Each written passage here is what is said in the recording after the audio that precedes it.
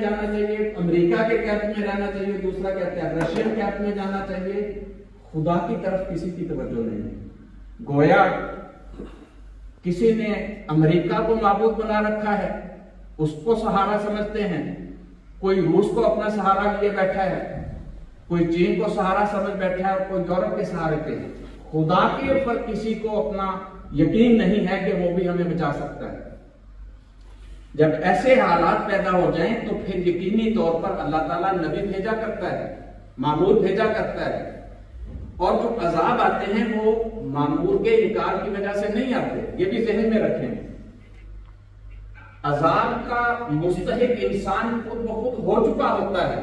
جب خدا دیکھتا ہے کہ یہ اتنے خطرے میں آ گیا ہے مجھ سے دور ہو کے، میرے بتائے ہوئے رستوں پہ نہیں چل رہا، اور اپنی مرضی سے چلنے کی وجہ سے ایک انسان، ایک قوم دوسری قوم کی اتنی دشمن ہو گئی ہے کہ یہ دونوں تباہی کے گڑھے پہ آ گئے ہیں، تو خدا اپنا معمور صرف اس لیے بھیجتا ہے ایک آخری علاج کے طور پہ کہ کاش یہ بچ جائیں، اس محبت میں بھیجتا ہے.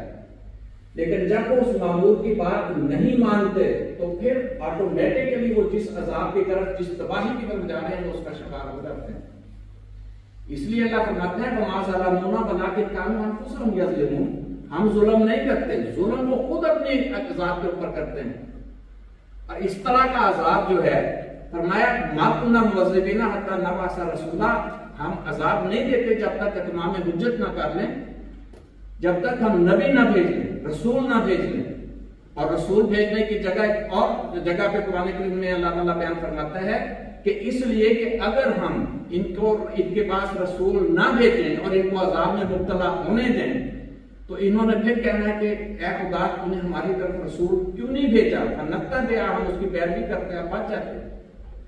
تو اس لیے اللہ تعالیٰ رسول بھیجتا ہے کہ اس تباہی سے بچ جائیں. آج کے دور میں بھی جو حضرت مسیح موعود علیہ السلام کا ظہور ہوا ہے وہ اس لیے کہ دنیا خود اگر نہیں مانے گی تو اپنی حرکتوں کی وجہ سے وہ تباہی کے دہانے پہ آ چکی ہے. اور اس دور کی جو پیش گوئیاں ہیں ان میں بھی یہی تھا. حضور صلی اللہ علیہ وسلم نے بھی اور اللہ تعالیٰ کی ذات نے بھی یہ واضح پیش گوئیاں کر دی تھی، بتا دی تھی کہ آنے والے وقت میں یہ ہوگا. حضور صلی اللہ علیہ وسلم کی آمد کی پیش گوئی تھی کہ ایک نبی آئے گا جو حضرت موسیٰ کے بالکل مشابہ ہوگا. اِنَّا أَرْسَلْنَا إِلَيْكُمْ رَسُولًا شَاهِدًا عَلَيْكُمْ كَمَا أَرْسَلْنَا إِلَىٰ فِرْعَوْنَ رَسُولًا. کہ یہ رسول ویسا ہی ہے جیسے فرعون کی طرف ہم نے رسول بھیجا تھا. اور حضرت موسیٰ کو بھی یہ اطلاع اللہ تعالیٰ نے دی تھی کہ میں ان کے بھانجوں میں تیری مانند ایک رسول بھیجوں گا. یعنی حضرت موسیٰ نے بتایا تھا کہ میری مانند میرے بھانجوں میں، یعنی حضرت اسماعیل کی اولاد میں ایک نبی آئے گا. اور قرآن کریم میں فرما دیا کہ یہ وہی نبی ہے جو فرعون کی طرف آنے والے نبی کی مانند ہے. اور حضور صلی اللہ علیہ وسلم نے یہ وضاحت فرما دی تھی کہ میں ہی اس نبی کے مشابہ نہیں، میری امت بھی اس کی امت کے مشابہ ہو. جو کچھ اس کی امت نے اس کے ساتھ کیا، میری امت بھی میرے اور میرے ماننے والوں کے ساتھ یہ کرے. اب دیکھیں وہاں بھی یہودیوں میں بھی ایک شخص کے، ایک نبی کے آسمان پہ چلے جانے کی کا عقیدہ پیدا ہو گیا تھا. یہاں بھی ایک شخص ایک نبی کے آسمان پر جانے کا عقیدہ پیدا ہو گیا. وہ بھی انتظار میں تھے کہ وہ آسمان سے واپس آئے گا، یہ بھی انتظار میں ہیں کہ آسمان سے واپس آئے گا. ان کا عقیدہ بھی غلط تھا، ان کا عقیدہ بھی غلط ہے. وہ آسمان پہ نہ گیا تھا نہ وہ واپس آیا. یہاں بھی جو نہ گیا ہے نہ واپس آئے گا. وہاں جو آیا وہ نبی نہیں تھا، وہ الیاس نہیں تھا، اس کا مسیح آیا. یہاں بھی آنے والے سے مراد مسیح نہیں تھا، حضرت عیسیٰ کا مسیح تھا. لیکن انہوں نے بھی اس مسیح کو نہیں مانا، انہوں نے بھی اس مسیح کو نہیں مانا. انہوں نے بھی اس مسیح کو دکھ اور تکلیفیں دی اور قتل کے منصوبے کیے. انہوں نے بھی اس کو اور اس کی جماعت کو دکھ اور تکلیفیں دی اور دے رہے ہیں اور قتل کے منصوبے بنا رہے ہیں. حضرت مسیح علیہ السلام کو بھی قتل کرنے کے منصوبے بنائے گئے، جھوٹے قتل کے مقدمے آپ پر کیے گئے. لیکن خدا تعالیٰ نے اس مسیح کو بھی بچایا تھا، اس مسیح کو بھی بچایا. اور اس کی جماعت بھی اصحاب کہف بن کر 300 سال تک دکھ اور تکلیفیں برداشت کرتے رہی. تقریباً 125 سال تو ہمیں بھی ہو گیا اور یہ سلسلہ بھی چلے گا. یہ کیفیت ہے، یہ کب ہوتی ہے کہ جب یہ مشابہت پیدا ہوگی. تو رسول پاک صلی اللہ علیہ وسلم نے فرمایا کہ یہ انہی باتوں میں مشابہت نہیں ہوگی. ان کی حالت جو آئیں گے ما انا علیہ واصحابی، میری اور میرے صحابہ کی سی حالت ہوگی. وہ دکھوں اور مشکلات میں بھی پہلی قوموں کے مشابہ ہوں گے، لیکن برکات میں بھی ان کے مشابہ ہوں گے. جہاں دکھ اور تکلیفیں ان کو پہنچیں گی وہاں یہ یاد رکھیں کہ یہ زمانہ انتہائی برکتوں کا زمانہ بھی ہے. جب رات ہوتی ہے تو راتوں میں ایک رات لیلۃ القدر کی رات بھی ہوتی ہے، اور وہ 1000 مہینوں کی راتوں سے بہتر ہوا کرتی ہے. تو حضرت اقدس محمد مصطفیٰ صلی اللہ علیہ وسلم کے بعد 13 راتیں، 13 صدیاں گزری، لیکن 14ویں صدی کی جو رات تھی وہ لیلۃ القدر بن گئی کہ اس میں محمد مصطفیٰ صلی اللہ علیہ وسلم کی پیشگوئی کے مطابق وہ عظیم نبی آ گیا جس کی پیشگوئی خدا نے کی تھی، خدا کے پہلے رسولوں نے بھی کی تھی، اور حضرت اقدس محمد مصطفیٰ صلی اللہ علیہ وسلم نے بھی کی تھی. اور حضور نے فرمایا تھا کہ میں نہیں جانتا کہ میری امت کا یہ حصہ زیادہ برکت والا ہے کہ وہ حصہ زیادہ. جیسے میری امت کی مثال اس بارش کی طرح ہے، اس کا پتہ نہیں ہوتا کہ بارش کا پہلا حصہ زیادہ رحمت کا باعث ہے کہ آخری حصہ زیادہ رحمت کا باعث ہے. یعنی حضور فرماتے ہیں کہ یہ بھی میرے صحابہ ہیں، وہ بھی صحابہ ہوں گے، وہ صحابہ کی طرح ہوں گے. اب یہ مجھے نہیں پتا کہ خدا کے حضور ان صحابہ کا رتبہ آگے ہے یا ان کا آگے ہے، یہ اللہ بہتر جانتا ہے. اب یہاں سے اندازہ کریں اس زمانے میں دکھ اور تکلیفیں تو ہیں، لیکن جو حضرت مسیح موعود علیہ السلام پر ایمان لانے والے ہیں اور حقیقت میں ایمان اور عمل صالح کرنے والے ہیں، ان کے لیے ان صحابہ سے ایسا ملایا ہے نبی کریم صلی اللہ علیہ وسلم نے، فرمایا ہو سکتا ہے ان میں بعض ایسے ہوں جو ان صحابہ سے بھی آگے ہیں. اس لیے یہ برکتیں حاصل کرنے کے لیے ضروری ہے کہ ہم اس معبود کے کہنے پر چلتے ہوئے اس خدا کا قرب حاصل کریں جس کی طرف بلانے کے لیے وہ آیا ہے. اور یہ انقلاب برپا ہوگا. نبی پاک صلی اللہ علیہ وسلم نے فرمایا تھا کہ میں اور الساعۃ قیامت اس طرح ملے ہوئے جیسے یہ 2 انگلیاں. اور دوسرا اس آنے والے وجود کے بارے میں بھی فرمایا کہ جب وہ مسیح آئے گا تو اس کے بعد الساعۃ قیامت آ جائے گی. اب سوال یہ ہے، اس سے عام طور پہ علماء حضرات غلط معنی لے لیتے ہیں کہ عیسیٰ علیہ السلام آئیں گے اور اس کے بعد قیامت آ جائے گی، بس ختم ہو جائے گا. نہیں، ساعت گھڑی کو کہتے ہیں، قیامت کاما کھڑے ہو جانا، اٹھ جانا قیامت ہے. لیکن کون سی قیامت ہے یہ سوچنے والی بات ہے. رسول پاک صلی اللہ علیہ وسلم نے فرمایا کہ میرے ساتھ میرے بعد قیامت آئے گی، اور دوسرا مسیح کے بعد حضور صلی اللہ علیہ وسلم کے بعد قیامت آئی تو نہیں. قیامت اشرار الناس پہ آئے گی، برے لوگوں پر آئے گی جو خراب ہو جائیں گے. تو کیا مسیح خراب کرنے کے لیے آئے کہ اس کے فوراً بعد قیامت آ جائے؟ یا حضور صلی اللہ علیہ وسلم لوگوں کو شریر بنانے آئے یا شریف بنانے آئے؟ تو اشرار پر قیامت آنی ہے. پھر اس کا مطلب کیا ہے؟ مطلب قیامت کا ہے کہ انقلاب آ جائے گا، اٹھ کھڑے ہوں گے جو مردہ ہو چکے ہیں روحانی طور پر لوگ. مردہ لوگ جو روحانی طور پر مر چکے ہیں وہ فرمایا میرے بعد بھی زندہ ہوں گے، اور دوسرے مسیح موعود کے بعد زندہ ہوں گے. حضور صلی اللہ علیہ وسلم کے بعد یہ ایک انقلاب آیا. دوسرا حضرت مسیح علیہ السلام کے بعد ہی انقلاب آئے گا، اور اسی طرح مردے زندہ ہوں گے جیسے محمد مصطفیٰ صلی اللہ علیہ وسلم کے دور میں ہوئے، ایسے ہی حضرت مسیح موعود علیہ السلام کے دور میں ہوئے. اب قیامت کے دن کیا ہوگا؟ قیامت کے دن آپ سب جانتے ہیں کیا عقیدہ ہے قیامت کا، کہ لوگ زندہ کیے جائیں گے. لوگ زندہ کیے جائیں گے. زندگی کے لیے روح کی ضرورت ہوتی ہے. روح نکل جائے تو انسان ہوتا ہے. اسی طرح خدا تعالیٰ بھی یہ دیکھتا ہے کہ جس شخص کے اندر بظاہر زندگی ہے لیکن روحانیت نہیں ہے، اللہ کے حضور وہ زندہ نہیں ہے. خدا کے حضور وہ اور ایک ڈنگروں جیسی زندگی، اولئک کالانعام ہے، چوپایوں کی طرح ہے. اصل انسانی زندگی یہ نہیں ہے. انسانی زندگی جو خدا جس کو زندگی کہتے ہیں وہ ہے جو روح سے تعلق پیدا کرتی ہے، جو روحانیت سے پیدا ہوتی ہے. اور قیامت کے دن جب زندہ کیے جائیں گے تو روح کے ذریعے ایک نئی روح پھونکی جائے گی ان کے اندر. اور روح کا مطلب کیا ہے؟ روح کے معنی کیا ہے؟ روح کا مطلب ہے، اللہ تعالیٰ قرآن میں فرماتا ہے یسألونک عن الروح قل الروح من امر ربی، کہ تجھ سے یہ روح کے بارے میں سوال کرتے ہیں. روح کیا ہے؟ اس کہتے ہیں روح اللہ کا حکم ہے، امر ربی ہے، یہ کلام ہے. کلام کو روح کہتے ہیں، اللہ کا کلام. جیسے قرآن کریم خدا کا کلام ہے، یہ روح ہے اللہ کی. یہ جس کے اندر پھونکیں گے، جو اس پر عمل کرے گا، اس میں روحانی زندگی آئے گی۔ تو روح کا مطلب ہے اللہ کا کلام، اللہ کا حکم، اور اللہ کا حکم جو فرشتہ لے کے آتا ہے اس کو روح الامین کہا گیا، وہ بھی روح ہے۔ اور تیسرا وہ نبی جس پر وہ کلام لے کے فرشتہ اترتا ہے، وہ بھی خدا کی طرف سے روح ہوتا ہے۔ اور اس روح سے جو تعلق پیدا کر لے، یعنی وہ خدا کا کلام جو فرشتہ لے کے آیا اور اس نے نبی کے اوپر اتارا، اس کلام سے جو تعلق پیدا کرے گا وہ روحانی طور پر زندہ ہو جائے گا۔ یہ مطلب ہے کہ جب نبی آتا ہے تو ہر نبی روح اللہ ہے۔ حضرت عیسیٰ علیہ السلام کے بارے میں تو سب کہہ دیتے ہیں وہ روح اللہ، اللہ کی روح تھی، کہ باقی کسی نبی کے بارے میں نہیں مانتے۔ یہ کم علمی ہے، جہالت ہے۔ حضرت عیسیٰ کو اسپیشلی اس لیے کہا گیا تھا کہ ان کو لوگ مانتے نہیں تھے، یہودی لوگ ان پر گندے اور ناپاک الزام لگاتے تھے۔ اللہ نے اس الزام کو دھونے کے لیے فرمایا کہ نہیں، یہ وہ میری روح ہے۔ تو اس کا دیکھیں، عدالت میں کسی کے اوپر اگر کیس ہو جاتا ہے، اس کو بندہ عدالت سے اگر بری قرار دے دیا جائے کہ نہیں یہ بندہ بے قصور ہے، تو اس کا مطلب یہ کہ نہیں جن کے کیس عدالت میں گئے نہیں وہ سارے قصوروار تھے، نہیں، وہ تو بلکہ اس سے آگے ہیں، کیونکہ ان کا تو عدالت میں کیس گئے ہی نہیں۔ حضرت عیسیٰ علیہ السلام کو خدا نے روح اللہ اس لیے فرمایا کہ ان کے اوپر الزام تھا کہ وہ روح اللہ نہیں ہے، نعوذ باللہ ناپاک روح ہے۔ اللہ نے فرمایا ناپاک نہیں، یہ میری طرف سے ہی روح ہے، اور ہر نبی اسی کی طرف سے روح بن کے آتا ہے۔ اس لیے محمد مصطفیٰ صلی اللہ علیہ وسلم سب سے بڑھ کر وہ روح تھے جنہوں نے سب سے بڑھ کر روحانی مردے زندہ کیے۔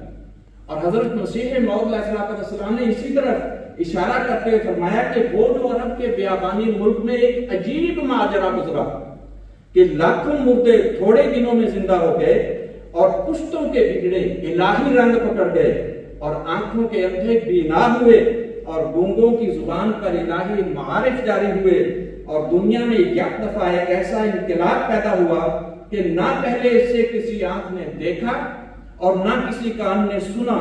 کچھ جانتے ہو وہ کیا تھا؟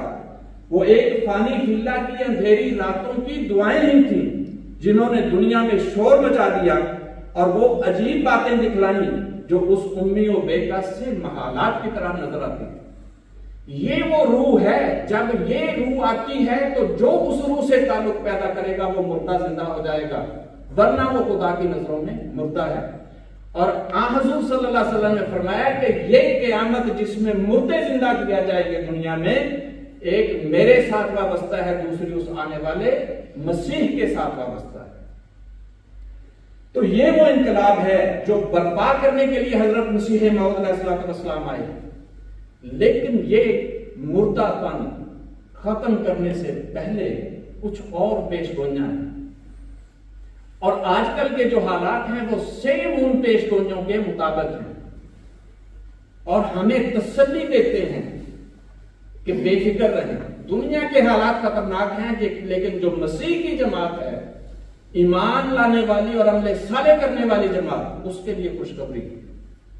فرمایا کہ یہ مردہ پن جو مسلمانوں کے اندر پیدا ہو چکا ہے، اللہ تعالیٰ سورہ انبیاء میں فرماتا ہے کہ یہ ختم نہیں ہونا جب تک ایک تباہی نہیں آ جاتی اور وہ تباہی پھیلانے والی قومیں نہیں اٹھ کھڑی ہوتی۔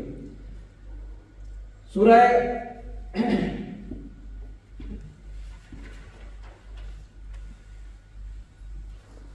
انبیاء کی آیت ہے، اللہ تعالیٰ فرماتے ہیں حرام علی قریۃ اہلکناھا انہم لا یرجعون، کہ یہ جو ہلاک ہو چکے ہیں روحانی طور پر، یہ اب نہیں لوٹیں گے، یہ حرام ہے ان پر کہ یہ واپس لوٹیں۔ کب تک؟ حتیٰ اذا فتحت یاجوج و ماجوج، جب تک یاجوج و ماجوج نکلیں۔ فہم من کل حدب ینسلون، اور وہ ہر اونچی جگہ سے پھلانگتے ہوئے، جیسے آپ کو چیز آتی ہے ایسے آئیں گے اور تباہی مچاتے پھریں گے، دنیا میں قوموں پر چڑھائی کریں گے، ایک دوسرے کے ساتھ پھر ایک جتھے بن جائیں گے، جیسے نیٹو کا ہے، گروپ بن جائیں گے۔ یہ چیزیں پیدا ہوں گی تو پھر اس کے بعد کچھ ان میں زندگی کے آثار پیدا ہوں گے۔ لیکن یہ جو یاجوج و ماجوج اور ان کے تباہی پھیلانے کا ذکر ہے. حضور صلی اللہ علیہ وسلم نے فرمایا تھا کہ یہ اتنی طاقتور قومیں ہوں گی اور ظالم قومیں ہوں گی کہ لا یدان لأحد لقتالہما، ان کے ساتھ جنگ کرنے کی کسی کو طاقت نہیں ہوگی، یعنی بہت طاقتور قومیں ہوں گی. اور جہاں اس کا ذکر فرمایا اس سے پہلے بھی اور اس کے بعد بھی، یہاں ذکر فرما دیا کہ وہ لوگ جو اس زمانے میں ایمان لانے والے ہوں گے اور عمل صالح کرنے والے ہوں گے وہ بچائے جائیں گے. اب یاجوج و ماجوج اور دجال ایک ہی چیز ہے، اس کی تفصیل میں اس وقت جانے کا موقع نہیں ہے. جب یہ ایک چیز ہے تو پھر اس کے ساتھ اس کا قتل مسیح کے ہاتھوں ہونا ہے. اور یہ قتل تو اللہ تعالیٰ فرماتے ہیں لِيَهْلِكَ مَنْ هَلَكَ عَنْ بَيِّنَةٍ وَيَحْيَىٰ مَنْ حَيَّ عَنْ بَيِّنَةٍ. قرآن کریم میں اللہ نے فرمایا کہ ہلاکت وہ ہے جو دلیل کے ساتھ کی جائے اور زندگی بھی وہ ہے جو دلیل کے ساتھ زندہ رہا جائے. تو جب یہ کہ وہ ہلاک کرے گا یاجوج و ماجوج کو اور دجال کو، مطلب یہ کہ دلائل کے ساتھ مارے گا. اور یہ لڑائی، یہ قتل حضرت مسیح موعود کے ہاتھوں یکدم نہیں ہو جانا. آیات بتا رہی ہیں، قرآن بتاتا ہے کہ حضرت مسیح موعود علیہ السلام سے یہ شروع ہوگا، لیکن حضرت مسیح موعود علیہ السلام کے بعد جو خلافت جاری ہوگی جس کی پیش ہوئی حضرت اقدس محمد مصطفیٰ صلی اللہ علیہ وسلم نے فرمائی، اس خلافت کے دور میں بھی یہ مقابلہ جاری رہے گا. اور اس کے بعد پھر تباہی اور پھر یہ لوگ واپس لوٹیں گے. سوال یہ ہے، کہہ سکتے ہیں کہ مربی صاحب نے کھینچ تان کے خلافت پہ ڈال دی ہے بات، کھینچ تان کے نہیں ڈالی. یہ خدا تعالیٰ نے جو بیان فرمایا میں صرف وہ آپ کے سامنے رکھ رہا ہوں.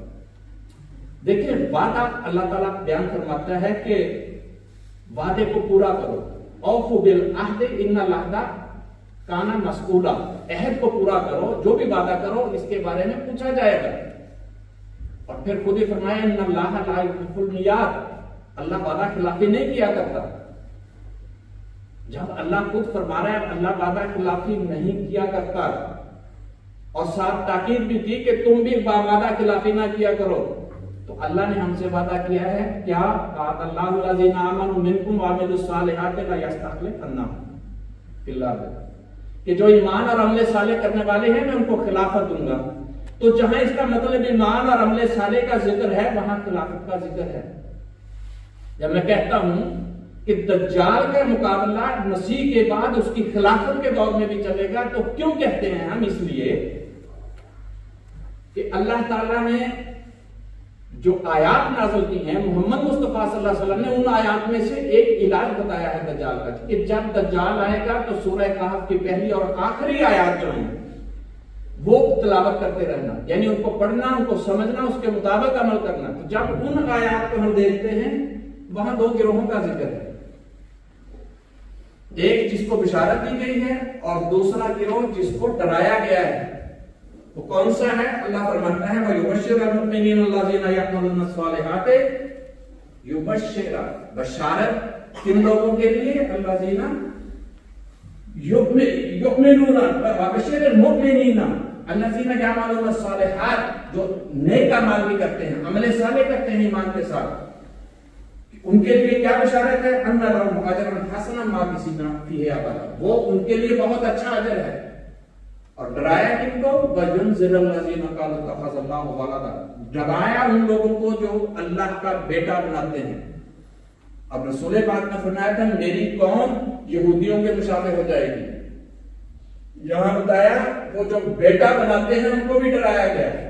اور ہر نماز کی ہر رکعت میں ہم یہ دعا کرتے ہیں یا اللہ ہمیں انعام یافتہ لوگوں کا راستہ دکھا، غیر مغضوب علیہم ولا الضالین، مغضوب الضالین یہودیوں اور عیسائیوں کا راستہ نہ دکھانا. تو مطلب ہے کہ آخری زمانے میں اس کا سب سے بڑا زور ہوگا جس سے بچنے کی دعا مسلمانوں کو نماز میں سکھائی گئی کہ ہر نماز کی ہر رکعت میں یہ دعا کرنا. اب یہ ان کو اکٹھا کرنا مغضوب الضالین کو بتاتا ہے کہ آخری دور میں یہ اکٹھے ہو جائیں گے، آپ یہودی عیسائی سب مل کے مسلمانوں کے خلاف ہیں. تو یہ چیز بتا رہی ہے کہ خدا فرما رہا ہے کہ جس جو علاج ہے دجال کا، مغضوب الضالین کا، وہ یہ ہے کہ ایمان اور عمل صالح کے ساتھ شامل ہو جاؤ. اللہ نے ان کو بشارت دی ہے دجال کے مقابلے میں. تو یہاں پہ کیا بتایا کہ یہی دجال ہے. اب اللہ تعالیٰ بیان فرما رہا ہے کہ سیاق و سباق کر دیکھیں یا جو معلوم